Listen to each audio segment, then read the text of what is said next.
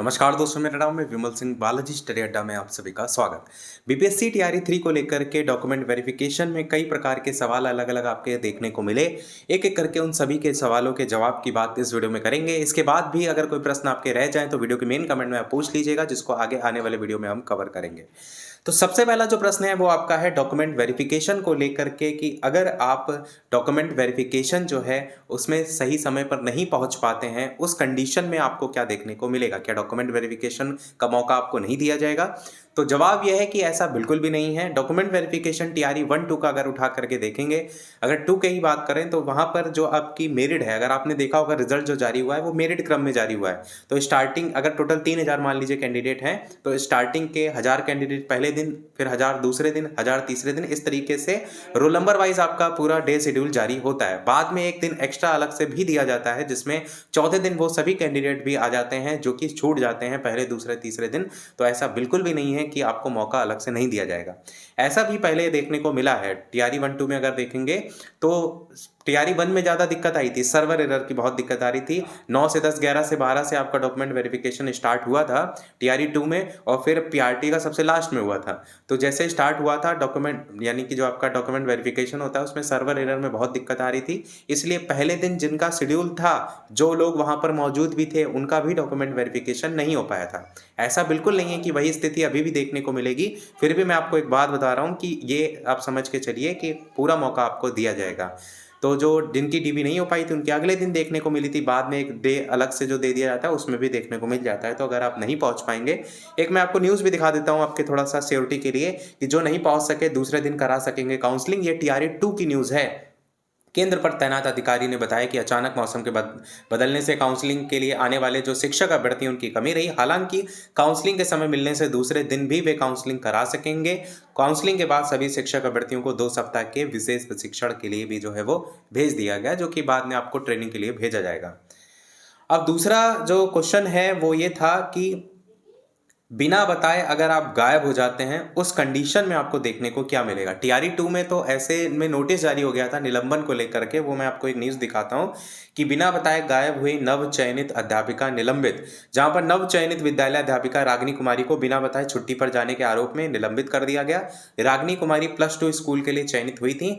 हरसिद्धि स्थित उत्क्रमित माध्यमिक विद्यालय पानापुर रंजीता में योगदान देने के बाद वो बिना बताए या अवकाश में जाने की अनुमति लिए बिना ही वहां से चली गई थी। मतलब अगर आपको जाना है तो अवकाश की अनुमति लेकर के जाइए, ये कहने का मतलब है। बाकी निलंबन आदेश पूर्वी चंपारण के जिला शिक्षा पदाधिकारी ने जारी किया था और उन्हें नोटिस दिया है, लेकिन रागिनी कुमारी ने नोटिस का जवाब जो है वो संतोषजनक नहीं दिया। मान लीजिए कोई इमरजेंसी अगर आप वहां पर दिखा रहे हैं तो आपकी नोटिस स्वीकार की जाती है। अगर आपको याद होगा टीआरई 1 2 में टाइम में केवीएस इंटरव्यू को लेकर के कई लोग जो है परेशान थे, क्योंकि जब टीआरई का रिजल्ट आपको देखने को मिला था उसी समय केवीएस जो पीआरटी का इंटरव्यू भी लगा था।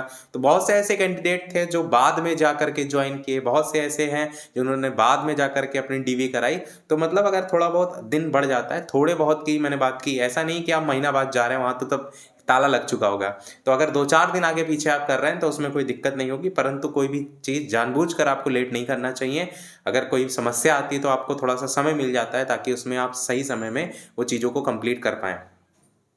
बाकी जो के पाठक जो हैं, उन्होंने जो भी वहाँ से भगौड़े शिक्षक हैं उनको नाम दिया था, उनके लेकर के एक अन्य से सूची बनाने को लेकर के भी कहा था कि स्कूल में पहले चरण में योगदान देने के बाद से लगातार गायब रहने वाले जो शिक्षक हैं उनको भगौड़ा घोषित किया जाए, और उनकी एक सूची तैयार करवा दी गई थी। अगले चरण को किसी भी भर्ती में उनको शामिल नहीं होने दिया जाएगा। और के पाठक जो है उन्होंने वो कहा था कि इस तरीके के जितने भी हैं जो जिला शिक्षा, सभी जिला जो शिक्षा पदाधिकारी हैं, उनको वीडियो कॉन्फ्रेंसिंग के माध्यम से संबोधित करते हुए ये सारे आदेश वगैरह जो है वो दिए गए थे। और इन्होंने यही कहा कि जो ऐसे शिक्षक का लगातार डाटा तैयार किया जाए, लगातार जो अनुपस्थित जो है वो रह रहे हैं। मतलब ये है कि आपका डॉक्यूमेंट वेरिफिकेशन हो जाए, उसके बाद आपको अपनी उपस्थिति पर भी ध्यान देना होगा, ताकि आगे किसी प्रकार की दिक्कत जो है वो ना आए। बाकी रीवेरिफिकेशन को लेकर के थंब इम्प्रेशन मैंने ऑलरेडी एक वीडियो में डिस्कस किया था, वो तो आपको अभी तक जो है वो पता होगा। अब बात करते हैं अगला, बैंक अकाउंट को लेकर के काफ़ी लोगों के क्वेश्चन थे कि एसबीआई का जो बैंक अकाउंट है क्या वो मैंडेटरी है। अगर आप देखेंगे पिछले बार के कई ऐसे ज़िले थे जिनमें मोस्टली सभी जगह एसबीआई अकाउंट की ही खुलवाने को लेकर के बात की जा रही थी, तो ऐसा कहीं लिखा नहीं है, पर सारे ज़िलों से ही एसबीआई जब देखने को मिल रहा है तो आपको एसबीआई के अलावा किसी और में क्यों जाना। वैसे एसबीआई एक प्रकार से थोड़ा सा काम जल्दी हो जाता है, इस प्रोसेस के अकॉर्डिंग भी आप कह सकते हैं। बाकी एसबीआई खुलवा लीजिए, ऐसा क्यों ज़रूरी है कि आप किसी दूसरे अकाउंट में जाए जब हर जगह एसबीआई की बात जो है वो चल रही है। दूसरा सवाल आपका ये भी था कि क्या बिहार में खाता खुलवाएं या फिर आपका जैसे अगर हम अन्य राज्य से हैं, उत्तर प्रदेश से हैं, तो क्या उत्तर प्रदेश में खुलवाएं। तो मेरा मानना यह है कि आपको बिहार राज्य में ही खुलवाना चाहिए, ताकि किसी प्रकार का अगर कल को कोई काम पड़े तो ऐसा ना हो बिहार में आप नौकरी कर रहे हैं, यूपी में आने जाने में ही आपको दिन का समय लग जाए। क्योंकि कई बार ऐसा होता है, मान लीजिए कोई आपको कागज बनवाना है, उन्होंने कहा 2 दिन बाद ले लीजिए, फिर आप वापस से जा रहे हैं, तो थोड़ा बहुत काम कई बार बैंकों में लगा रहता है। तो इसलिए मुझे लगता है कि आपको जो खाता खुलवाना चाहिए, ऐसी कोई उसकी लिमिट नहीं है कि बिहार का या यहाँ का सैलरीड अकाउंट होना चाहिए, इस बात का है कन्फर्मेशन, परंतु स्थान को लेकर के वो आपकी चॉइस पर है। पर मेरी प्रेफरेंस आपको बताने को लेकर जो रहेगी वो बिहार को लेकर के ही रहेगी। अब आपके मन में ये भी आएगा क्या जो अकाउंट है हम पहले से ही खुलवा करके रख लें, या जब डॉक्यूमेंट वेरिफिकेशन वाला जो प्रोसेस है वो कंप्लीट हो जाएगा। तो देखिए समय आपको अच्छा खासा मिलेगा, पहले से खुलवाने की कोई आवश्यकता नहीं है। मैंने पिछले भी वीडियो में बताया था, एक मैं आपको दिखाता भी हूँ न्यूज़, टीआरई 2 की न्यूज़ है, जहां पर काउंसलिंग केंद्र पर ही खोले जा रहे हैं बैंक अकाउंट। इसमें यही बताया गया पटना में कि काउंसलिंग केंद्र पर ही डॉक्यूमेंट की जांच के बाद बैंक भी अकाउंट खोला जा रहा है। इसके लिए काउंसलिंग केंद्रों पर विभिन्न बैंकों की ओर से काउंटर खोले गए।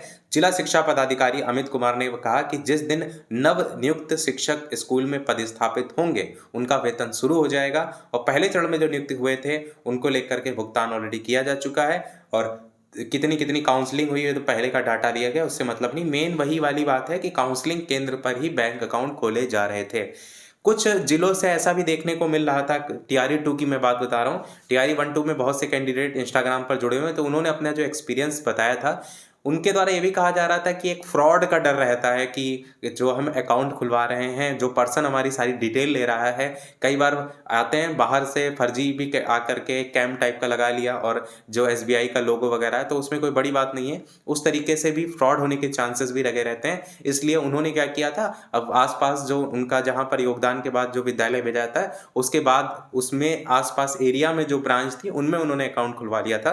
तो ये भी एक तरीका अच्छा है अगर आपको थोड़ा सा डाउट हो रहा है। कई बार ऐसा होता है ना कि सब खुलवा रहे हैं तो लगता है कि नहीं किसी प्रकार की कंफ्यूजन नहीं होगी, तो लोग खुलवा लेते हैं। कई बार ऐसा थोड़ा सा एक डाउट वाला रहता है। वैसे इतनी जल्दी दिक्कत होती नहीं, क्योंकि आप एक विद्यालय परिसर के अंदर इस तरीके के काम कर रहे हैं, तो उतना होता नहीं जल्दी। फिर भी काउंसलिंग केंद्र पर ही आपके बैंक अकाउंट खोलने को लेकर के आपको पूरी व्यवस्था देखने को मिलेगी। बहुत से लोगों ने खुलवाया भी था, वो लगातार उनका अकाउंट चल रहा है, किसी प्रकार की कोई दिक्कत नहीं भी हुई है। अब जैसे आप सिम देखते हैं, लेते हैं, तो बहुत जगह सिम वाले स्टोर लगाए रहता है जहाँ पर आप ऑनलाइन खरीद लेते हैं चौराहों पर। तो ऐसा नहीं कि सब फ्रॉड ही है, वो कई लोग जो है वहाँ से खरीदते हैं और सिम सालों से चला भी रहे हैं। तो हर प्रकार की चीज़ है, आपको अपनी बुद्धि विवेक का उपयोग उस परिस्थिति के अनुसार जो है वो करना चाहिए। बाकी बैंक अकाउंट को लेकर के कोई आपको चिंता जो है करने की आवश्यकता नहीं है।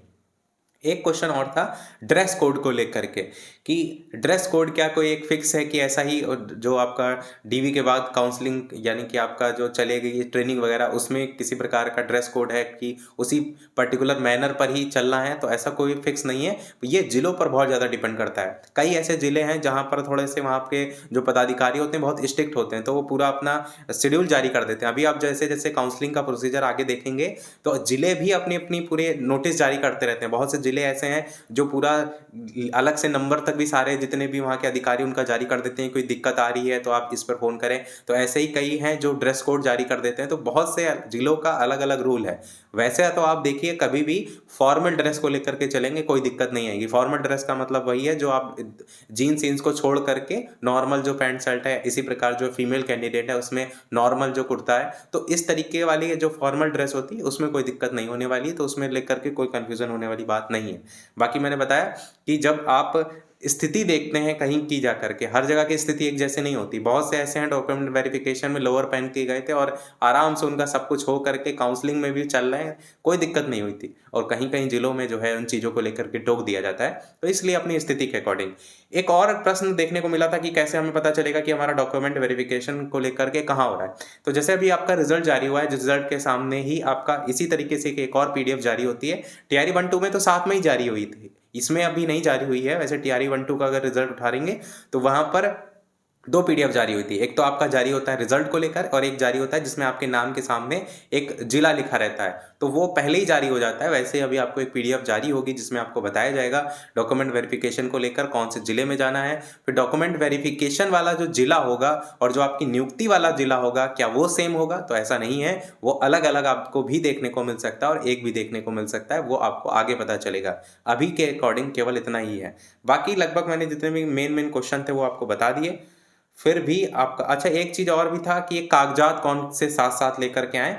टीआरई 2 की ही एक न्यूज़ थी, उसमें लिखा हुआ था, वो मैं आपको यहाँ पर स्क्रीनशॉट दिखा देता हूँ कि बिहार लोक सेवा आयोग द्वारा जारी मूल प्रवेश पत्र, स्व-अभिप्रमाणित छायाप्रति, मूल आधार प्रमाण पत्र, उसकी स्व-अभिप्रमाणित छायाप्रति, सभी शैक्षणिक और प्रशैक्षणिक की मूल और बीपीएससी की वेबसाइट पर अपलोड जो प्रमाण पत्र हैं उनकी डाउनलोड प्रति, जो वाटरमार्क वाली होती है ना, जिसपे आयोग का वाटरमार्क परिलक्षित हो, और सीटेट, बीटेट, एसटेट उत्तीर्णता प्रमाण पत्र और आयोग की वेबसाइट पर अपलोड प्रमाण पत्रों की डाउनलोड प्रति। तो ये आपका टीआरई 2 में था। लगभग टीआरई 3 में ही ऐसा देखने को मिलेगा। तो एक छोटी सी न्यूज़ के रूप में सारे आपको डॉक्यूमेंट की लिस्ट एक साथ देखने को मिल रही है, तो आप इन सारी चीज़ों को तैयार रख सकते हैं।